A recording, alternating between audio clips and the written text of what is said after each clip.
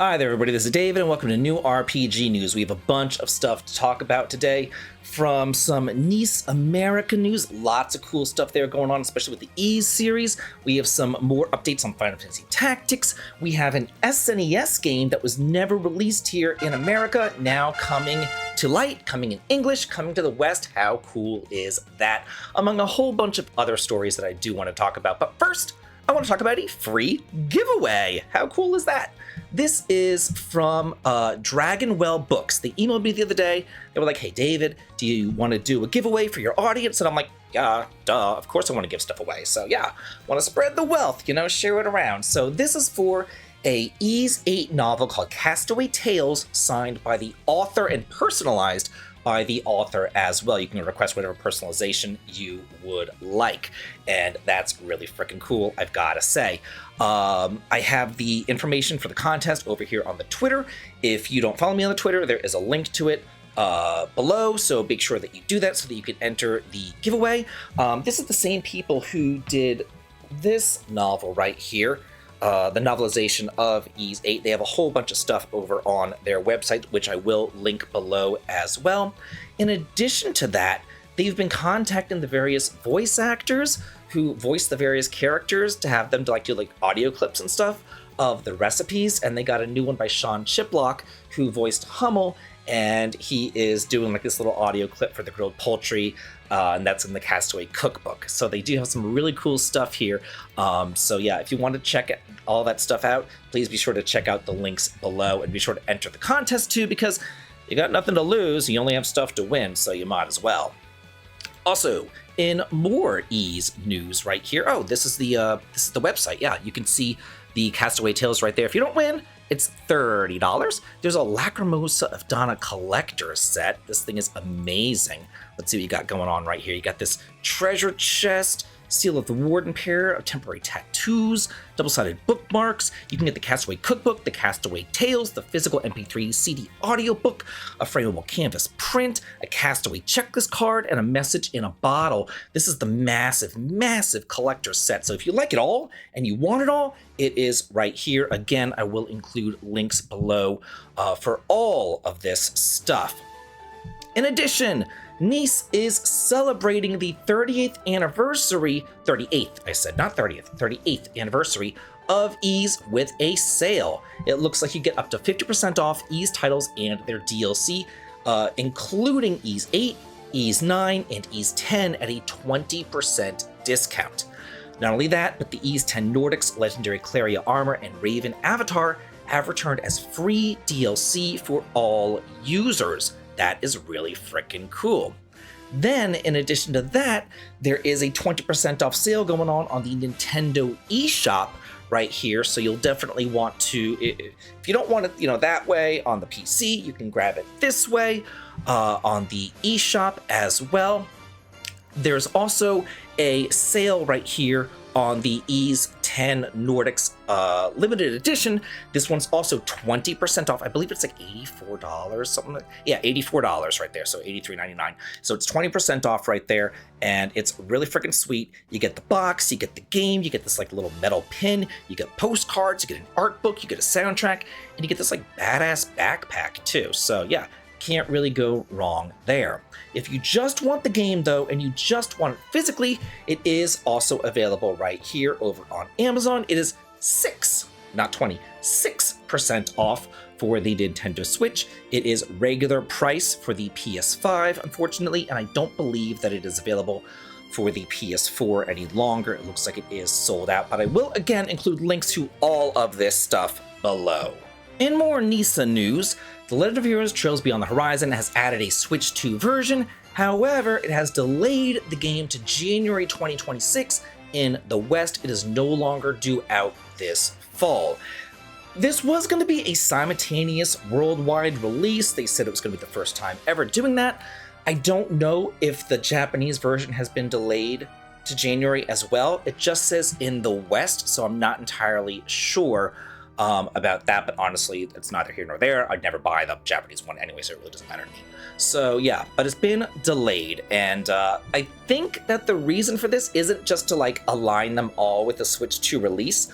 I really think that the reason is just like logistics. Like this fall is so freaking packed with games. And I'm not just talking about Trails in the Sky the first, because, those were coming out like right, one after the other, and there would be way too many Trails games in the fall, but there's just a lot of games in the fall. There's Dragon Quest 1 and 2 Remake, there's the Final Fantasy Tactics remaster coming out, there's that new Digimon game, there is that like Towa and the Guardians of the Spirit thing coming out. There are a ton of different games coming out this fall, and I think that they were just kind of like, wow, I don't want to compete with that, I don't want to cannibalize sales. They can't, they're not doing Trails in the Sky the first, so they can't like delay that one. Instead, they had to delay what they're doing.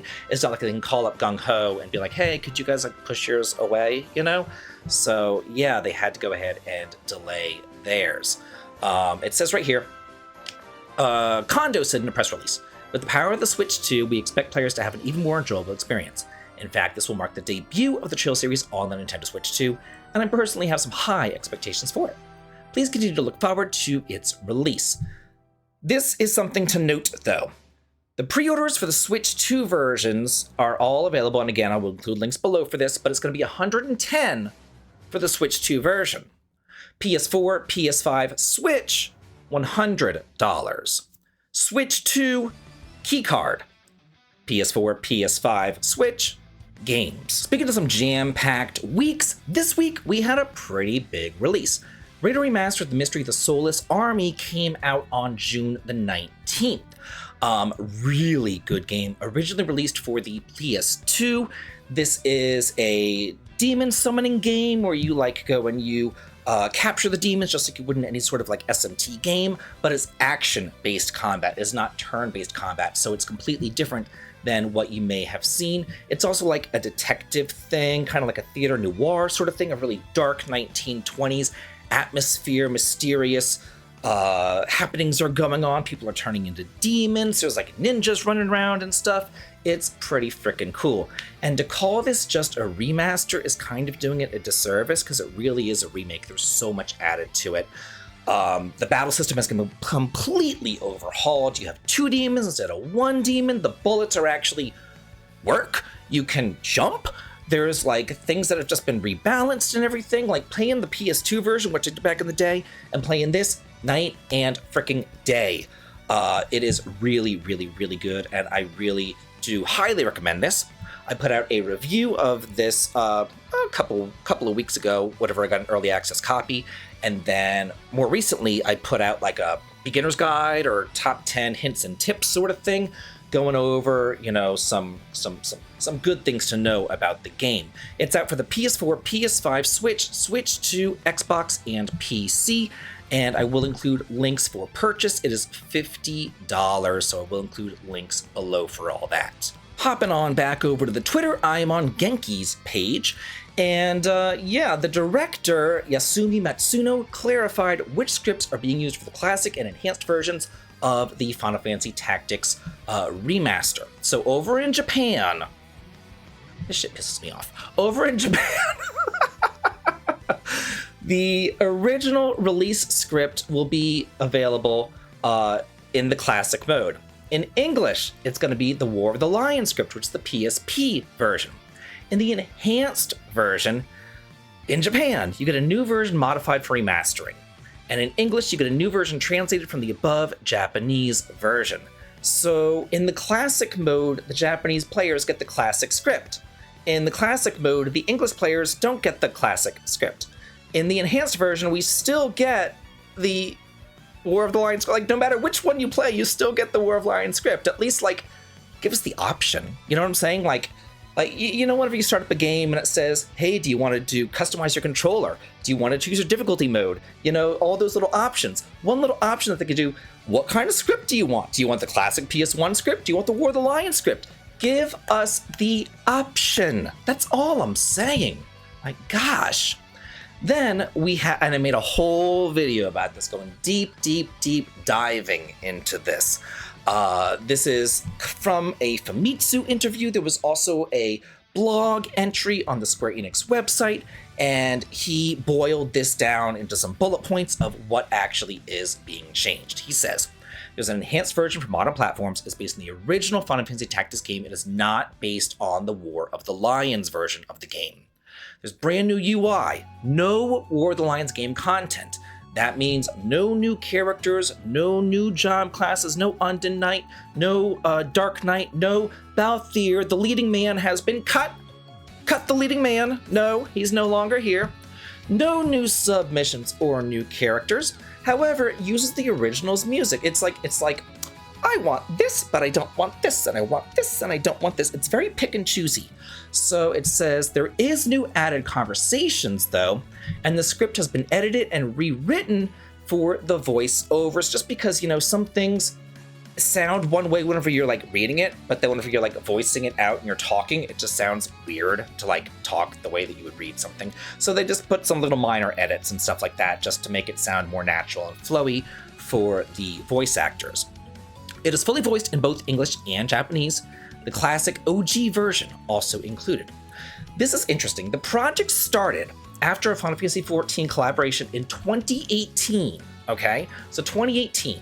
Then it started full development after Final Fantasy XVI, okay? So keep those dates in mind. It is now 2025.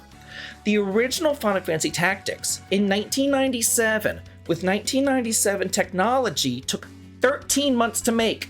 A little bit over 1 year to make, 1 year. And now they're saying this one took so long to make because they lost their source code, but like 7 years? Why did it take a little bit over 1 year to make back in 1997, and now they have so much more money, so much more people, they have much better technology, blah, blah, blah, blah, blah, and it ballooned into a 7-year project? Like, if you could make it in 13 months, like, whatever happened to, like, efficiency? You know, they talk about AI and all this efficiency and, you know, trying to, you know, get better and more technology and, you know, doing fast and being efficient and blah, blah, blah, blah, blah. So you would think that it would be quicker to make a game nowadays, but it went from 13 months to 7 years? Wow. 3 difficulty options, a casual, a standard, and a tactical option. You can change your difficulty at any time. There's fast forwarding, auto-saving during battles, and other quality of life enhancements. You can get Cloud as a companion much earlier in the game, and it's coming out September the 30th, 2025. I will include links as usual in order to purchase. It is $50 here over on Amazon, and if you do order it on Amazon, you get an exclusive double-sided poster. Let me see if I can make this a little bit bigger. Yeah, you get this exclusive double-sided poster right there, so I think that is the best of both worlds in order to grab this over on Amazon. I have reached out to Square Enix in regards to the collector's edition. They have gotten back to me and they've told me they do not know if they will be refilling those collector's editions. It could be sold out. However, they also did let me know that if they do get more in stock, they will let me know, and then I will let y'all know, probably with a community post or a news or a tweet or whatever. So just, you know, keep your eyes peeled. And now it's time for news of the bullshit. Yeah, I'm pissed. Studio Camellia shuts down. Alzara Radiant Echoes is on indefinite pause. Kickstarter campaign contributions will not be refunded. Yeah. So they asked for $100,000. They received $300,000. And they still can't make their game. So, like, what in the world is going on here? They said, like, there's a whole lot of stuff going on in here, but they basically said that they had half of their funding secured with $300,000. And then they went through, okay, I'm just gonna read it. It says, we used the success to develop a new demo of the game, incorporating the latest advances on Alzara. We attended various events like the Tokyo Game Show and DICE, to meet with potential partners from around the world. We had in-depth discussions earlier this year, but unfortunately, none of them resulted in a contract, despite having a playable demo, a senior team, half the funding secured, and the Kickstarter campaign. We spared no effort and tried to hold on as long as we could. So, this to me is just screaming mismanagement, misappropriation of funds.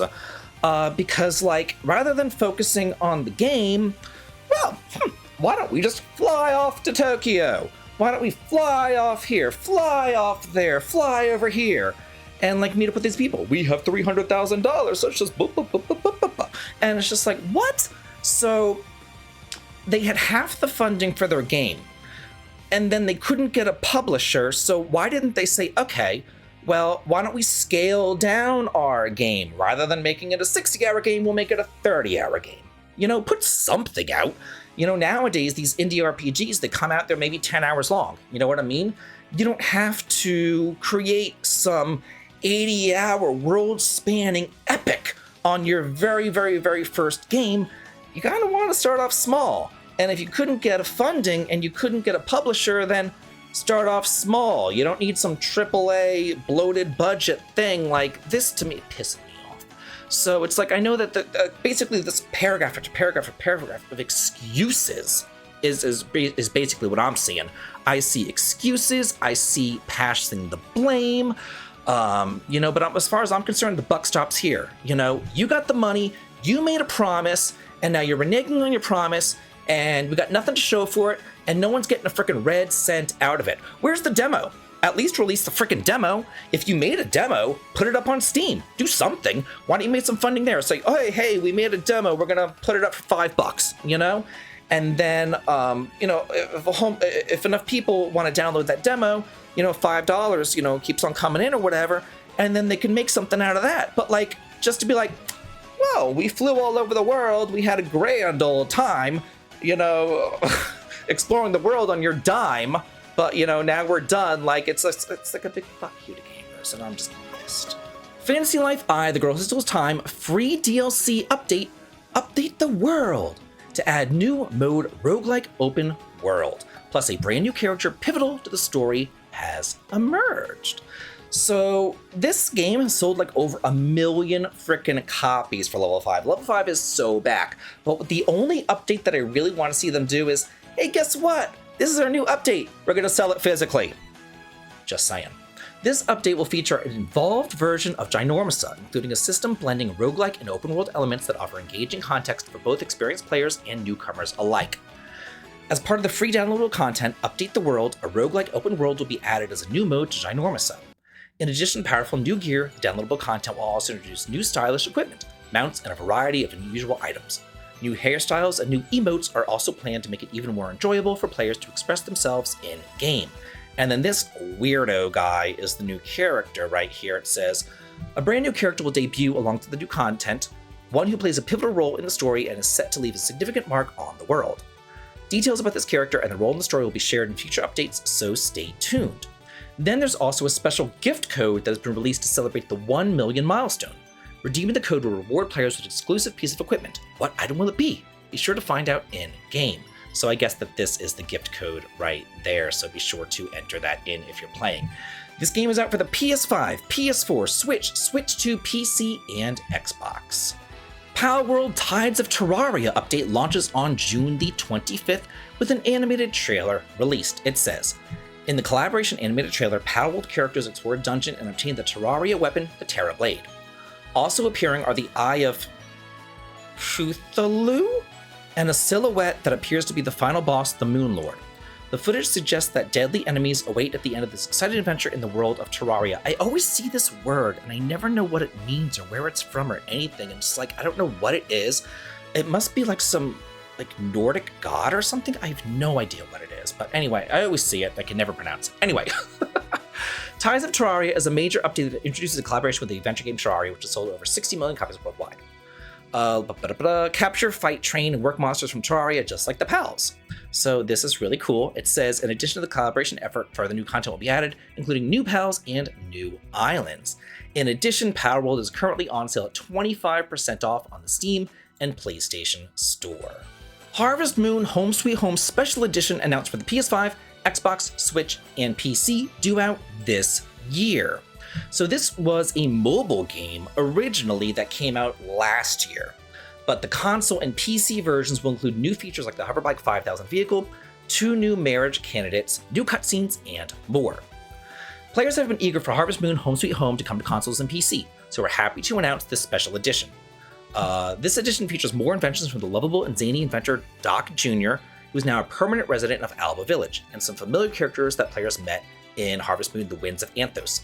And with new cutscenes, this will be a new experience for everyone. So yeah, if you enjoyed the mobile game and you wanted to check this one out. Now, God, look at her teeth. What is happening right there? Oh, good Lord. Never smile again. You are creepy.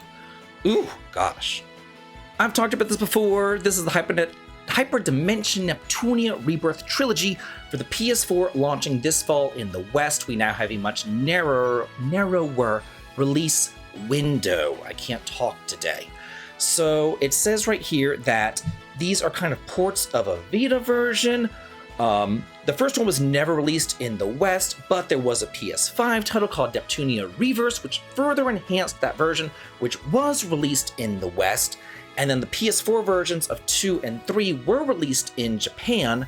It doesn't say if they were released over here in America, though. Then there's that controversy, as the Switch versions were originally planned to release in the West, but then they were canceled because they're not family friendly. But they are going to put the Switch versions over on Play Asia with English language support this summer.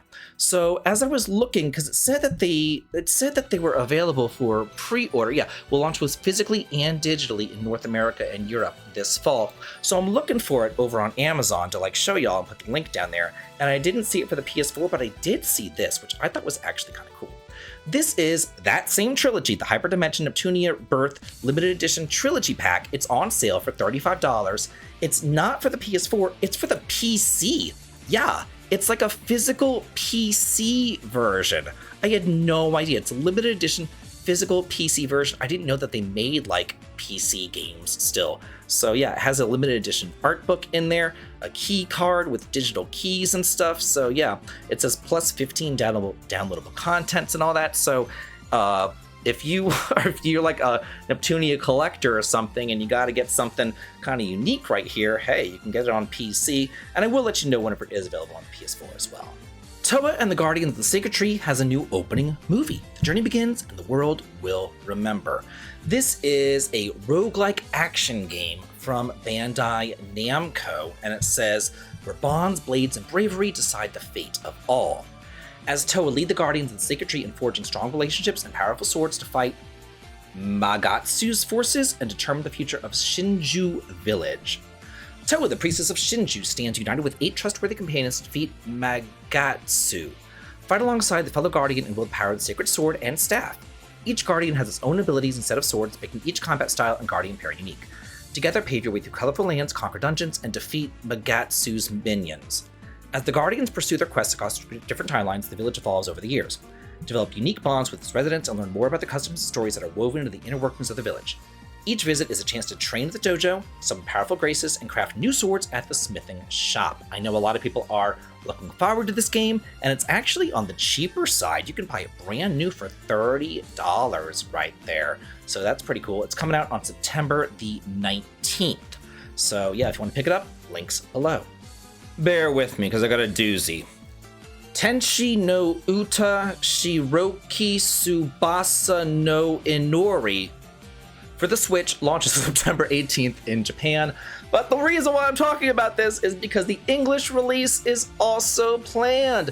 This game came out back in 1994 for the SNES back in Japan, never released here in America. But they also plan to release an English version with further information to be announced at a later date. Why is this cool? Well, let me tell you why this is cool. These people went on to create, guess which series? Wild Arms. Yeah, this is almost like the precursor to Wild Arms. How cool is that? I've never played this game. I do know that the SNES version, or the SNES game, does have an English translation on ROM hacking or whatever, and it's called Song of the Angel or something. But yeah, this is so freaking cool. I love this. I love this. I love this. I love whenever games that we never got before come back, and now we can get them in America, like the Cosmic Fantasy Collection. You know, I went and I got those off of limited run games 1 through 4, so those are available as well. So this is really freaking cool. I cannot wait to play it. I should probably play the SNES version since it is available right there. I should just play the stupid thing. And in our final story of the day, I thought this was very apropos. Bad End Theater. Yeah, End. So yeah, I don't know, whatever. It's coming to the PS5, Xbox, PS4, Switch on July the 10th. It's currently available for the PC. So that's cool. It's a visual novel. That's how we end things, and it's Bad End. So yeah, there we go. Welcome to Bad End Theater. Selected protagonists explore a variety of terrible fates. The decisions you make in one story will affect the others. You can toggle these behaviors to open up new paths. Unfortunately, every one of those paths will lead to a bad ending. Can you find a way to save this unlucky cast? So I guess it's like one of those like choose your own adventure books where it's like, you know, what do you want to do? And you like flip over and you like read like a paragraph that's like, and you died. So then you go back and you're like, oh, okay, I guess I need to choose this path, you know? So like this is kind of fun. I just thought that was kind of funny, and I wanted to bring this up. And it's by Serenity Forge, and they always come out with like the coolest collector's editions and stuff on Serenity Forge there. So yeah, I thought this was really neat. And yeah, so that's it for New RPG News. Hope you all enjoyed it. Let me know what stories you liked and what you didn't like. Let me know if you have suggestions for me to cover next week. Be sure to enter that giveaway contest because that's pretty cool. So be sure to do that. And as always, have a good day.